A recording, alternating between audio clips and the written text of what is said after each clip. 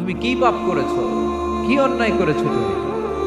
তুমি জানো না আমার রব কত মেহেরবান, তিনি কত দয়ালু, তিনি ভালোবাসার আধার, তিনি করুণার আধার। তোমার পাপ অন্যায় যদি হয় খালের পানির সমান, বিলের পানির সমান, আমার আল্লাহর দয়া সাগরের পানির সমান। তোমার পাপ আর অন্যায় যদি হয় পাহাড়ের সমান, আমার আল্লাহর ভালোবাসার দয়া হচ্ছে আকাশের সমান। তুমি যদি তওবার মতো তওবা করতে পারো, ক্ষমার মতো ক্ষমা চাইতে পারো, চোখের পানি ছেড়ে, চোখের পানির বড় দাম, চোখের পানির মধ্যে বিশাল কারিশমা, এটা আল্লাহ খুব পছন্দ করে।